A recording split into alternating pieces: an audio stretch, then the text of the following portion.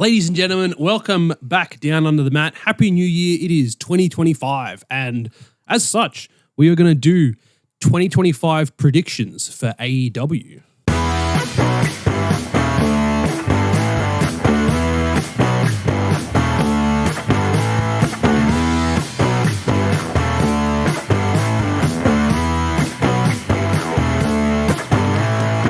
Yeah, and we haven't copied all of these directly off every other YouTube channel and wrestling content creator that have done their own 2025 predictions. I haven't watched any, so I haven't copied shit. Haven't.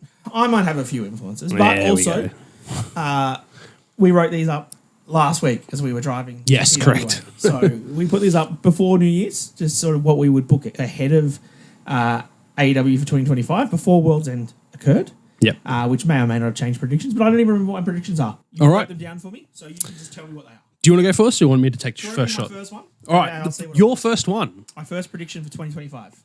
Undisputed Era comes back, and we hate it. Look, it already happened. I will comfortably say within a week of 2025, I was correct. He was correct.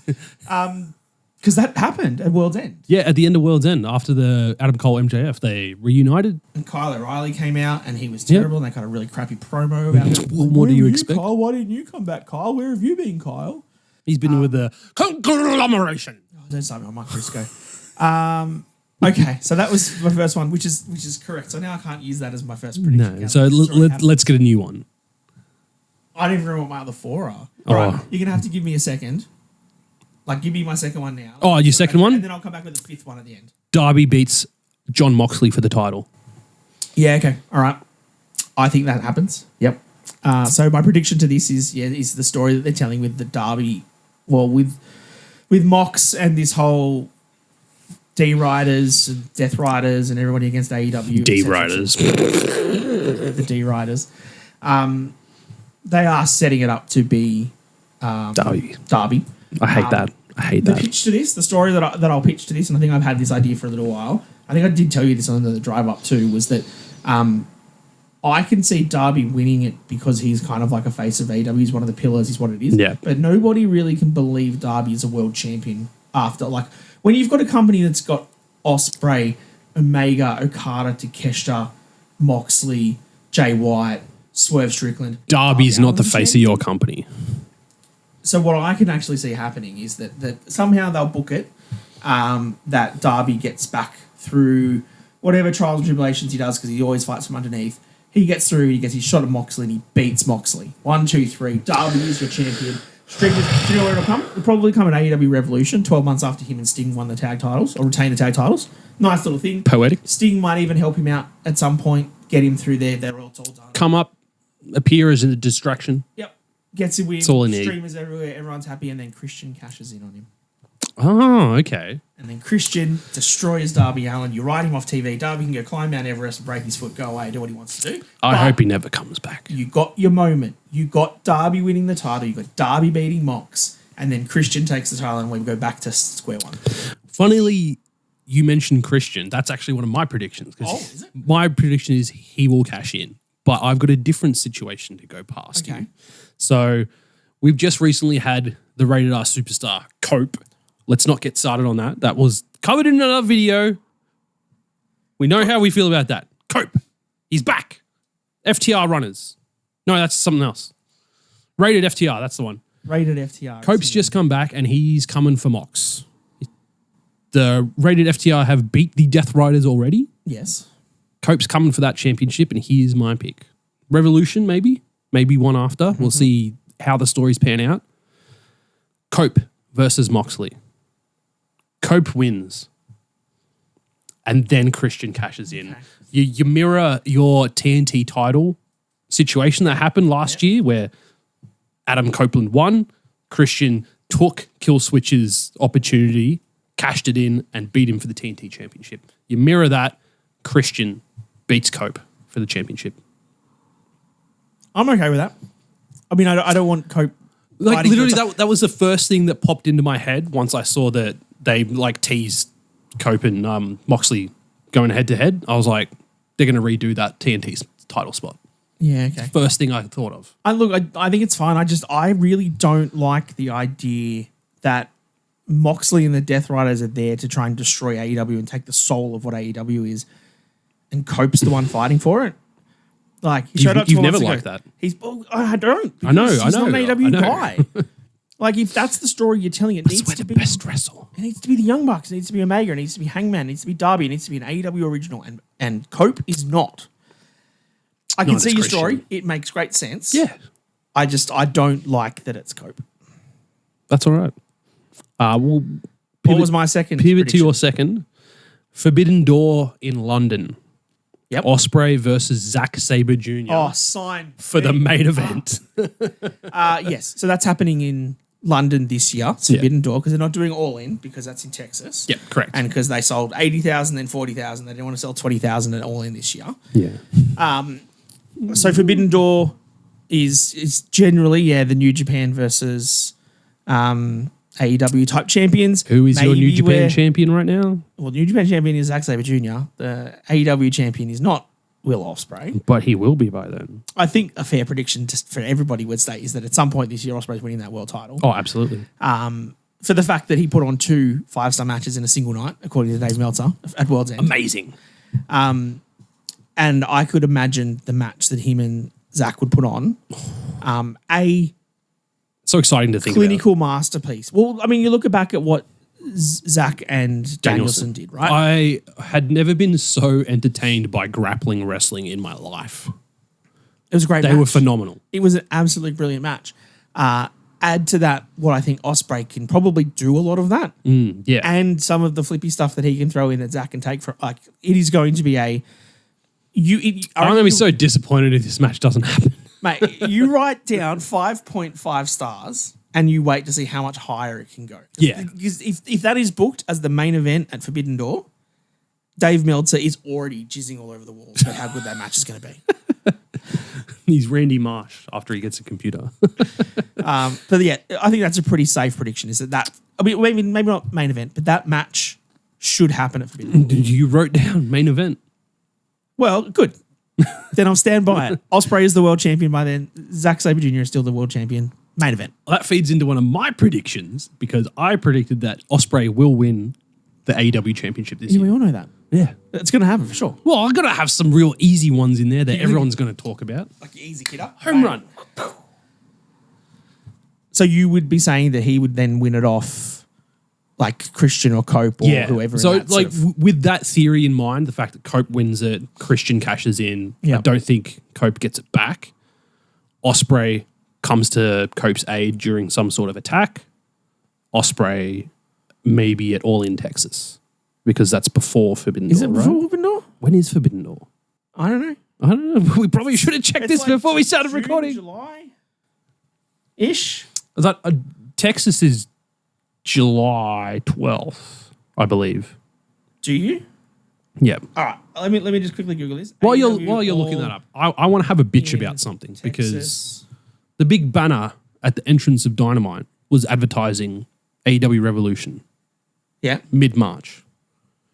A whole entire month after their next big show that they've got booked, the Dynamite Grand Slam Brisbane. Are they not? They're not advertising it. I didn't even see a pop-up come up, like a little banner across the You know screen. what? You're right. Is it actually a pay-per-view? I think it's just a show that they're going to do.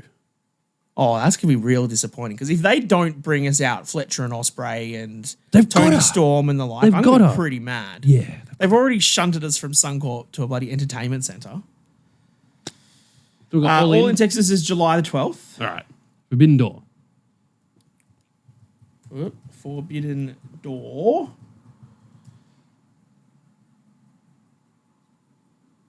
August 24th. Okay, boom. That works for my theory. So you want him to win it all in and then go to Forbidden Door. Okay. Ospreay wins at Texas, and then that sets up your match with Zac Sabre Jr. at Forbidden Door. Okay. There we go. Good. Tying together some theories really nicely. The timing does work. Okay. It really works. Are any of our predictions about Ricochet being able to cut a promo? No. Okay. Didn't think so. Your third prediction for the year. Yes. Bryan Danielson returns in the Blood and Guts match. I did. Yes, I remember this one. This is a fun story. So I think this was, again, the D-Riders against the AEW storyline that you've kind of got going. Maybe this is post the title being out, right? So there's no more title in there. That's all been done. Darby's, up climbing Mount Everest and doing what he needs to do. Comes back. And then you've got the D Riders and the Elite, essentially, right? Yeah. What I think happens with the Elite is that because they're kind of like the Young Bucks again, are off gone, again. right? Yeah. And I think when the Young Bucks come back, they'll come back as Super Kick Party. They'll come back as faces. They'll get cheered. Okada is still getting cheered when he calls everyone bitch. And the fact that like he's such a good wrestler. Like he's the best tournament wrestler in the world, and like it's hard to argue that point ever. Everyone's going to want to see him versus Kenny. I think they can tease that for a little while and give us that down the track. But the one that doesn't fit in with the Elite is Jack Perry. Because Jack Perry is a proper heel, right? And I think he always had that mentality of that he joined the Elite to bring AEW down from the inside. He was the scapegoat. He was all against Tony Khan. They all ruined my life. I hate them, blah, blah, blah, blah, right? That doesn't fit back with the Elite. So he's going to join Death Riders. He's going to join the Death Riders. Right, That matches what their mentality is taking everything down, right? Taking the soul out. So you got your Death Riders, then you've got Moxley, Claudio, Yuta, Pac, and Jack Perry as your heel side of your Blood and Guts match. And then you're going to face the Elite. You're going to have the Young Bucks. You're going to have Kenny. And you're probably going to have Okada. Because you don't want to give them their match yet. You want them to tease friendship before they have some reason for them to fight. And then you need a fifth.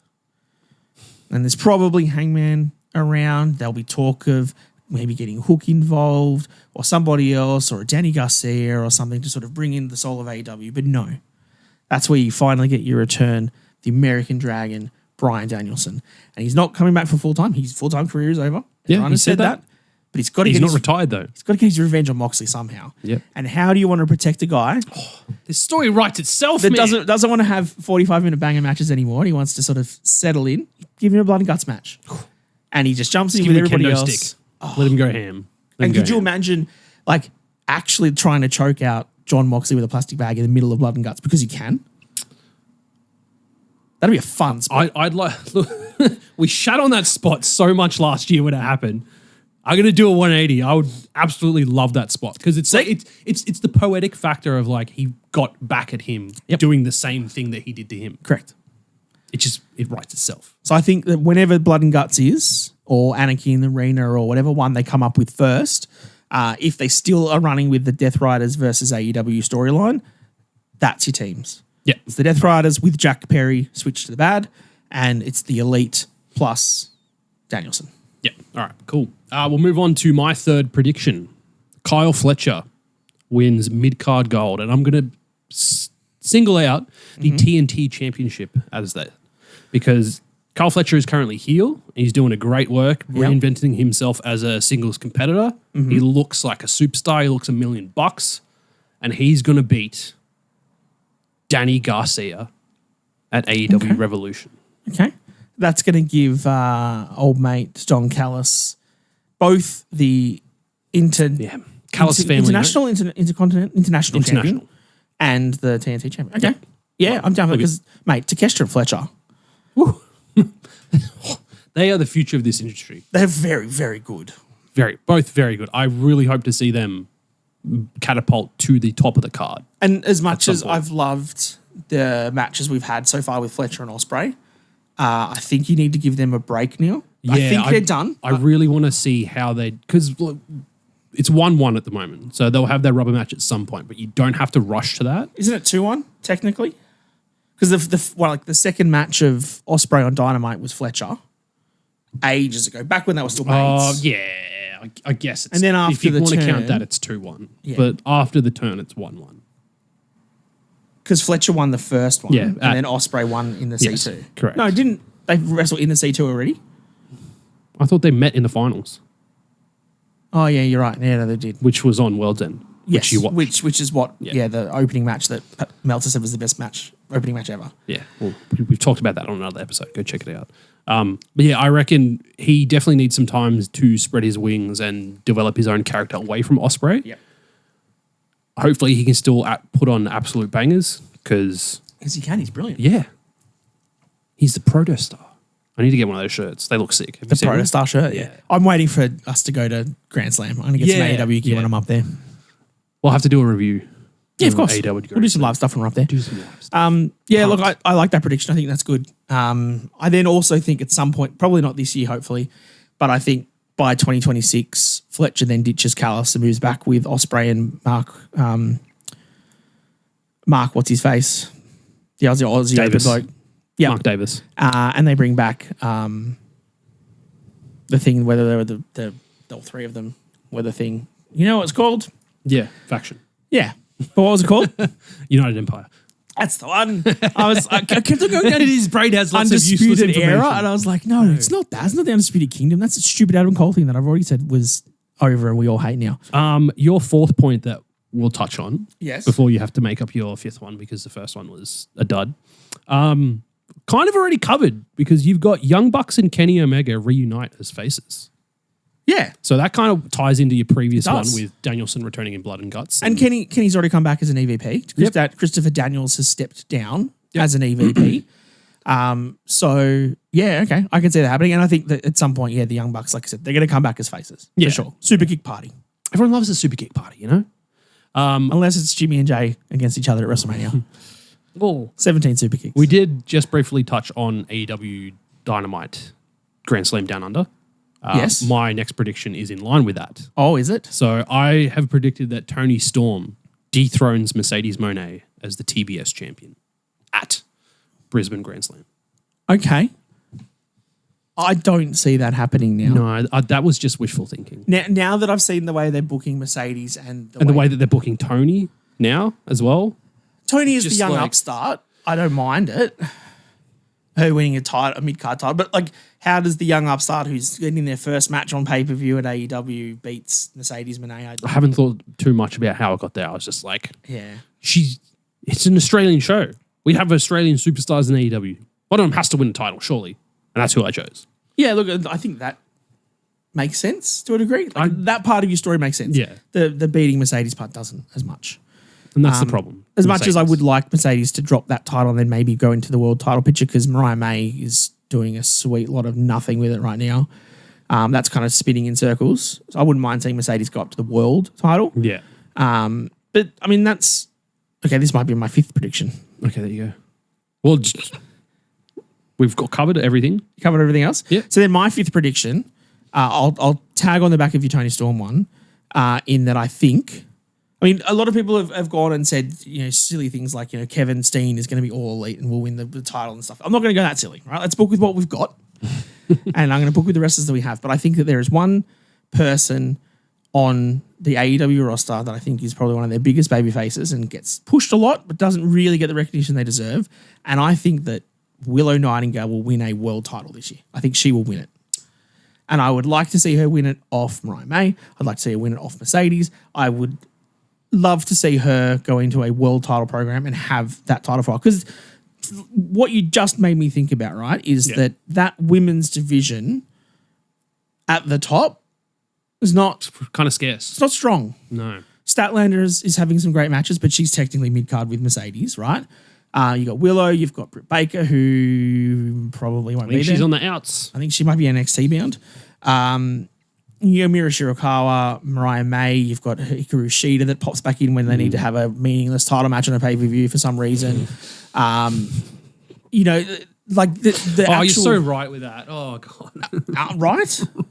She pops up at the most inconvenient times and I fucking hate it. You're just like, we're going to have a title match. Hikaru Shida, hooray. Hikaru Shida, Thunder Rosa, Hikaru Shida this time. But I think Willow deserves it. So Yeah, absolutely. I would love to see Willow Nightingale win the women's world title. this year. And I think especially like jumping on the back of that, I'm definitely going to back that because I hated the fact that she got the TBS championship and then lost it I think it was weeks later to Mercedes. That annoyed the shit out of me. Yeah, I agree. So a bit of redemption this year for Willow Nightingale. Because that was She could also be the top of your card. That was also across New Japan with the New Japan Strong women's title and stuff as well when they had the two titles and stuff. Yeah. Okay, all right. Let's wrap up AEW then. I've got one left. Oh, you've got one more to go. One left. I don't think you're going to like this. I don't think a lot of people are going to like Here this. we go. I get comfortable. Sign me up. Chris Statlander Yep. makes the jump to WWE.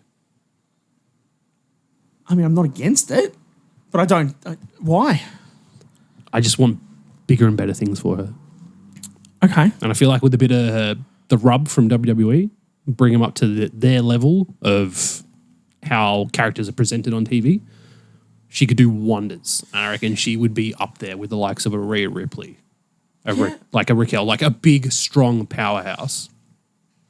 I think Statland's up there. I could see it. I could also see her take that TBS title from Meh-cedes and just run through that mid-card and just be a dominant champion for ages. Yeah. The match that she put in that against Willow, that Falls Count Anywhere hardcore match, which she did like on the tax ridiculous. spots stuff. Brilliant. The match she had at World's End against Meh-cedes, brilliant. Like Stat is really good.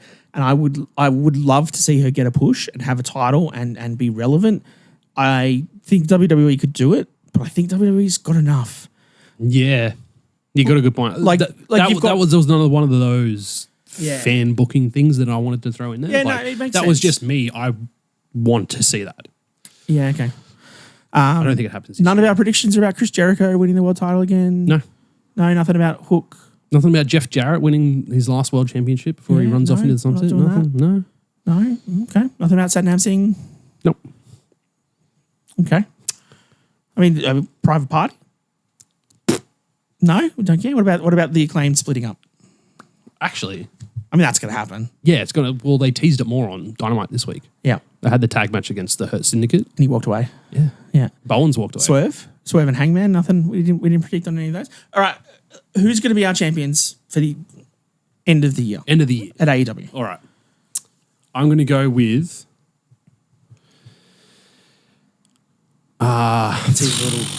The gears are churning, mate. The gears are churning. Will Ospreay to close out the year as AEW World Champion. Okay. Because that'll be only about like 4 to 5 months that he's been champion. I'm going to say MJF. Oh. I'm gonna go with your story with Ospreay winning it all in, facing Zac at Forbidden Door, but I'm gonna pick that MJF wins it off him. Yeah. Okay. Cool. I think they're gonna want. I think Tony's going to be possibly struggling with AEW's numbers throughout the year. The Max thing, they've got the deal done, but I don't know if their pay-per-view buys and their attendance buys are going to be up as much as they're going to need them to be, and they're going to go back to the well and bring on the characters and people they know sell, which is MJF as champion. Yeah. All right. Women's world champion. Who you pick? I'm going to say Willow. Willow? Yeah, I agree with that one. TNT champion. I'm going to stick with my prediction of Kyle Fletcher. He's going to run through the majority of the year as TNT champion. I am going to go against you, and I will say that they're going to give it to Ricochet. Oh. At some point, he's who I was thinking of for the international title, but yeah, at some point they're going to strap up Ricochet. Yeah. So, moving on to the international title, I've got Ricochet for it. I'm going to say Swerve. Okay. I reckon Swerve Good picks. drops, or Swerve wins the C2, but that could also be a Carter. Are we going to class the Continental Classic in this list? Well, it's a Continental Championship, so it's a champion. Okada's going to keep it. You reckon Okada keeps it? Yeah. I reckon Swerve gets it. I reckon Okada, maybe something happens that he's not in the tournament. Because I don't think if you put Okada in the C2 or the C3, as this would be, he wins. Yeah. So maybe you have to keep him out of it somehow. Okay. Injury, storyline, something like that, and somebody else then wins it. TBS champion. Who you got? TBS, I'm going to say Stat. I'm going to say Stat has a big year with it. Yeah. Statlander gets it back. I love that. Tag titles. So this is where I don't care. Yeah, that's the problem. This is why I left it to last, because I was just like, meh. Because I don't really care about Private Party at the moment. Give it to FTR. Don't give a shit. Hook and Samoa Joe. Oh, that's actually a good one. I like that one. Yeah. No idea how we get there in terms of them as a team, really, but we'll get there. Hook and Samoa Joe. Yeah, all right. I respect that. Definitely not the Undisputed Era. No. Or Undisputed Kingdom or whatever they want to be called these days. It's not them. Undisputed Kingdom. Terrible. It's a pretty bad theme song. Yeah. It's like they tried to do Undisputed Era, but got it off Temu. Yeah. Using AI. I used to love that Undisputed Era one.